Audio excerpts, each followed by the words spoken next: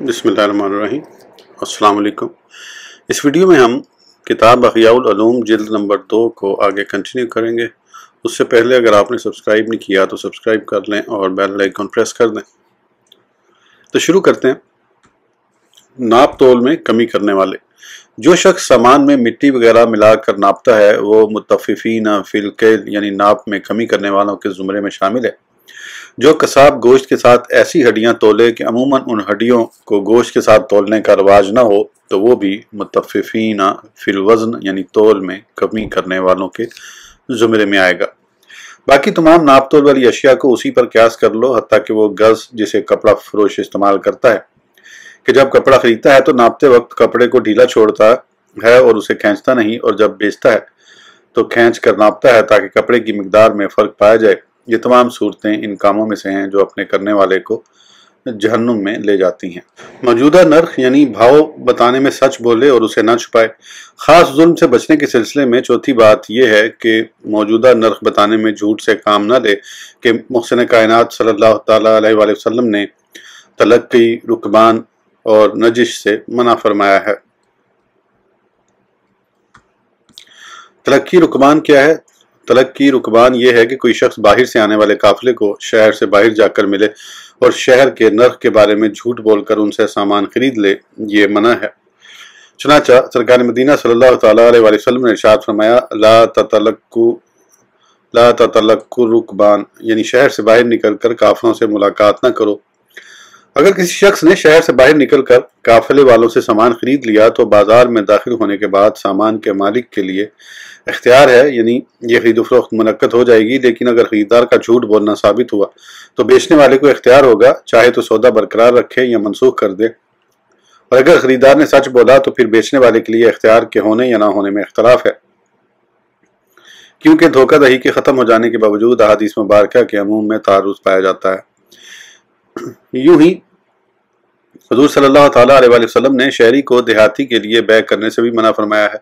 इससे मुराद यह है कि देहाती अपने साथ ग़िज़ाई अशिया लेकर शहर आए और उसका इरादा उन्हें जल्दी बेचने का हो तो शहरी उसे कहे, ये मेरे पास छोड़ जाओ, मैं इसका भाव बढ़ने का इंतज़ार करके इसे महंगे दामों फरोख्त कर दूंगा। ग़िज़ाई अशिया में ये फिर हराम है, जबकि दीगर साजो सामान में इख्तलाफ है, और ज़्यादा ज़ाहिर यही है कि दीगर साजो सामान में भी ये बात हराम है, क्योंकि मुमानिअत ताम है और बेचने में ताख़ीर करना लोगों पर तंगी करना है। मज़ीद ये कि उसमें ताख़ीर और तंगी करने वाले शख्स का भी कोई फ़ायदा नहीं। नजिश क्या है?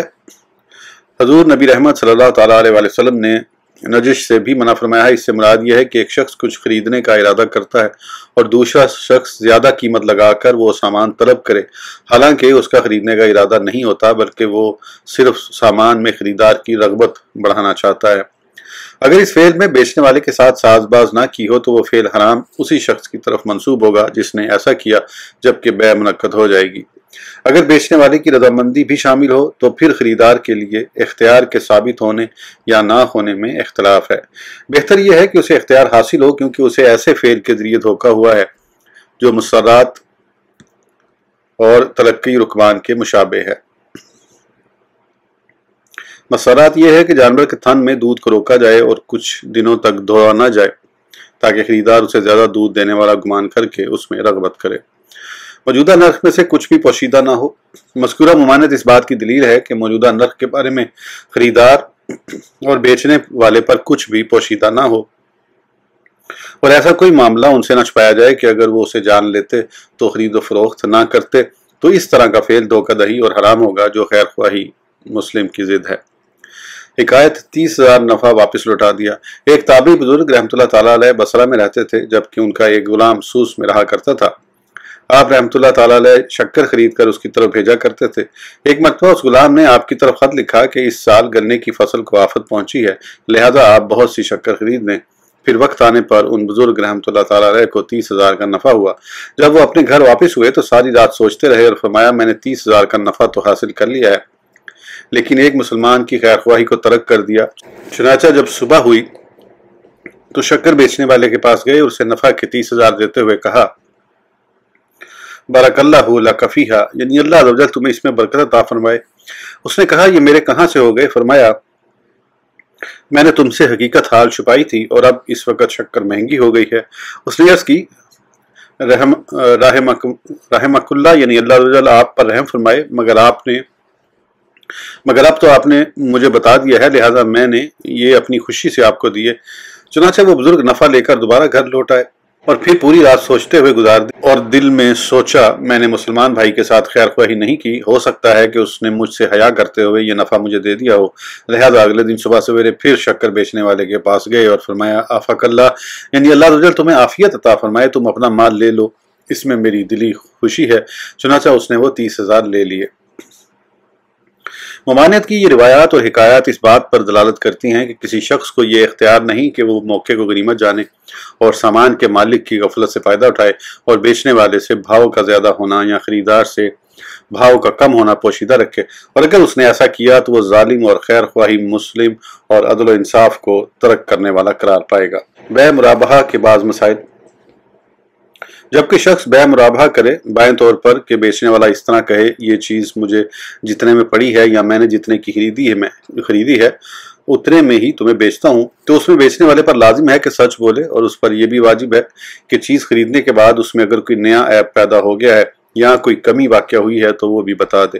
اگر اس نے کسی خاص مدت تک کے لیے وہ شے خریدی ہے تو اسے بھی ذکر کر دے۔ اگر اس نے ایوب سے چشم پوشی کرتے ہوئے اپنے دوست یا بیٹے سے خریدی ہے تو اسے ذکر کرنا بھی اس پر واجب ہے، کیونکہ اس کے ساتھ معاملہ کرنے والا جانچ پڑتال کے سلسلے میں اس کی عادت پر ہی اعتماد کرے گا کہ وہ اپنے لیے کوئی چیز بغیر غور و فکر کے نہیں خریدتا۔ تو اگر اس نے کسی سبب سے اس میں غور و فکر کو ترک کر دیا تو اس پر واجب ہے کہ اس کے بارے میں بتا دے، کیونکہ خریدار اس سلسلے میں اس کی امانت داری پر اعتماد کرتا ہے۔ باب نمبر 4، معاملات میں احسان کرنے کا بیان۔ اللہ رجل نے عدل اور احسان دونوں کا حکم فرمایا ہے، اور عدل تو محض نجات کا سبب ہے اور وہ تجارت میں راس المال کی طرح ضروری ہے، جبکہ احسان کامیابی اور سعادت مندی کو پانے کا سبب ہے اور وہ تجارت میں نفع کی مثل ضروری ہے۔ احناف کے نزدیک بے مرابحہ کی صورت یہ ہے کہ کوئی چیز خریدی اور اس پر کچھ اخراجات کیے، پھر قیمت اور اخراجات کو ظاہر کر کے اس پر نفع کی ایک مقدار بڑھا کر اس کو فروخت کر دینے کو بے مرابحہ کہتے ہیں۔ دنیوی معاملات میں جو شخص صرف راس المال پر ہی اکتفا کرتا ہے اسے عقل مند شمار نہیں کیا جاتا۔ یوں ہی اخروی معاملہ ہے، لہذا دیندار شخص کو ظلم سے اجتناب کرتے ہوئے صرف عدل پر اکتفا کر کے احسان کو ترک نہیں کرنا چاہیے۔ احسان کی اہمیت و فضیلت پر مشتمل 3 آیات مبارکہ، وَأَحْسِن كَمَا أَحْسَنَ اللَّهُ عَلَيْكَ سورہ قصص ترجمہ، اور احسان کر جیسا اللہ نے تجھ پر احسان کیا۔ ان اللہ یامر بالعدل والاحسان سورہ نحل ترجمہ، بے شک اللہ حکم فرماتا ہے انصاف اور نیکی کا۔ ان رحمت اللہ قریب من المحسنین سورہ اعراف ترجمہ، بے شک اللہ کی رحمت نیکوں سے قریب ہے۔ احسان سے کیا مراد ہے؟ احسان سے ہماری مراد ایسا فعل ہے جس سے معاملہ کرنے والے کو نفع پہنچتا ہے، اور یہ اس پر واجب نہیں ہے، لیکن یہ اس کی جانب سے واجب سے ایک امر زائد ہے، کیونکہ واجب تو عدل و انصاف اور ظلم ترک کرنے کے باب میں داخل ہے، جسے ہم ماقبل ذکر کر چکے ہیں۔ مرتبہ احسان کے حصول کے ذرائع۔ مرتبہ احسان تک ان 6 امور میں سے کسی ایک کے ذریعے پہنچا جا سکتا ہے۔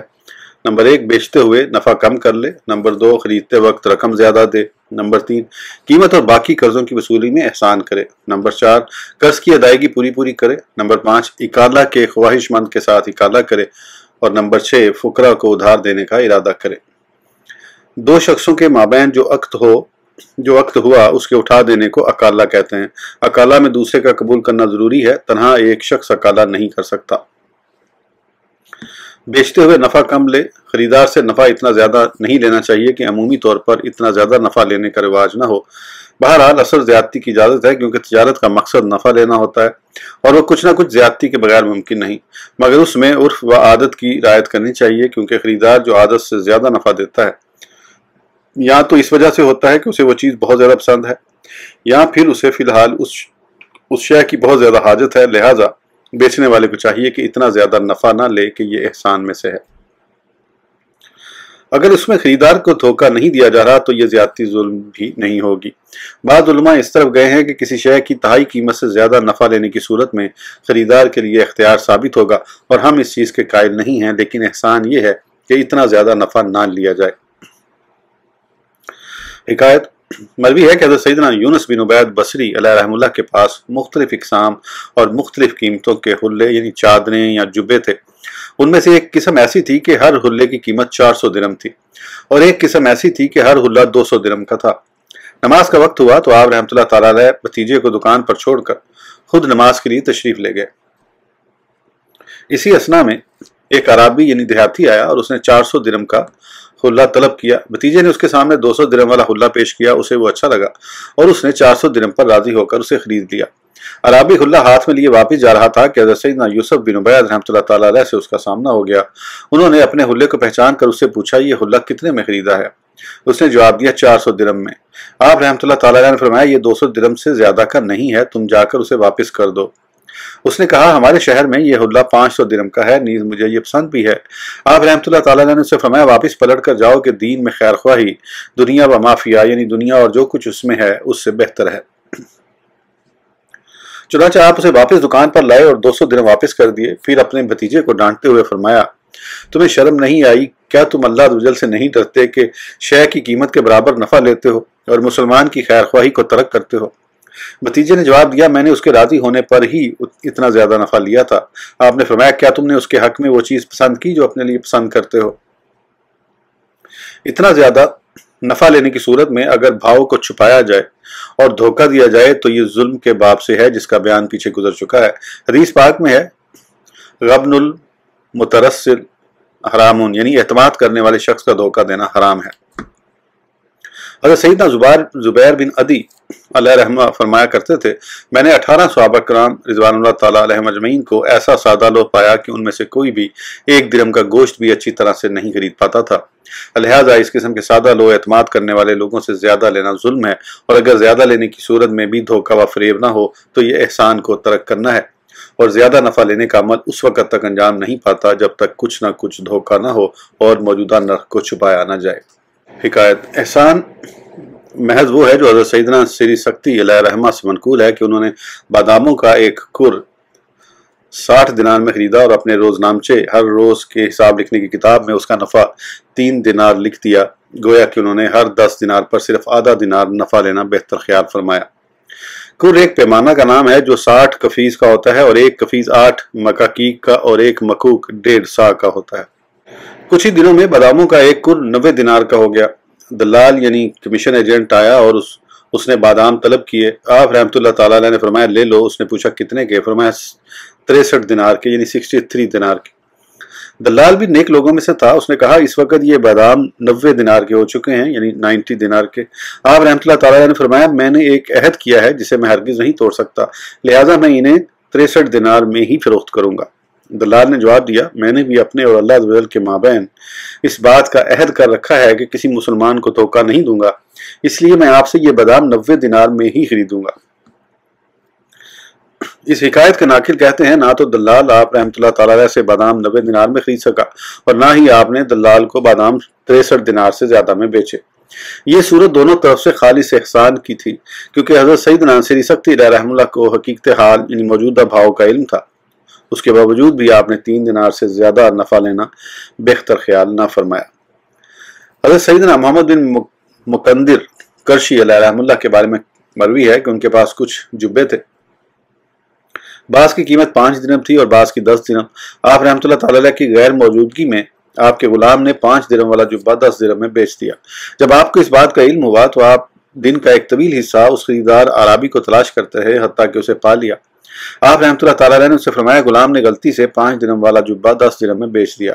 अराबी ने कहा, फलां कोई बात नहीं, मैं राजी हूँ। आप रहमतुल्लाह ताला अलैह ने फरमाया, अगरचे आप राजी हैं, मगर जिस बात को मैं अपने हक में नापसंद करता हूँ उसे आपके हक में भी नापसंद करता हूँ, लिहाजा तुम 3 सूरतों में से एक को इख्तियार कर लो। नंबर 1, अपने दिरहम के बदले 10 दिरहम वाला जुब्बा ले लो। नंबर 2, यहाँ मैं आपको 5 दिरहम वापस कर देता हूँ। नंबर 3, यहाँ तुम मेरा जुब्बा वापस कर दो और अपने दिरहम ले लो। उसने कहा, मुझे 5 दिरहम वापस कर दें। चुनांचे आप रहमतुल्लाह ताला अलैह ने उसे 5 दिरहम वापस कर दिए। अराबी ने वापस जाते वक्त लोगों से पूछा, ये बुजुर्ग कौन है? बताया गया, ये हज़रत सैयदना मोहम्मद बिन मुकंदिर रहमतुल्लाह ताला अलैह हैं। उसने कहा, ला इलाहा इल्लल्लाह, ये वो हैं कि जब हमारे देहात में कहत पड़ता है तो हम उनके वसीले से बारिश तलब करते हैं। अलगर्ज एहसान ये है कि 10 दिरहम पर सिर्फ आधा या 1 दिरहम नफा हासिल किया जाए, जो इस तरह के सामान में उन जगहों में आमतौर पर राइज है, और जो शख्स थोड़े नफे में पर कनात करता है उसका कारोबार ज्यादा होता है। اور کاروبار کی زیادتی کی وجہ سے اسے ڈھیر سارا نفع حاصل ہوتا ہے، نیز اس میں برکت بھی ظاہر ہوتی ہے۔ اس ویڈیو کے لیے اتنا ہی، پھر انشاءاللہ اگلی ویڈیو میں آگے کنٹینیو کریں گے۔ اس وقت تک کے لیے اجازت دیجیے، سبسکرائب کرنا نہ بھولیں۔ اللہ حافظ۔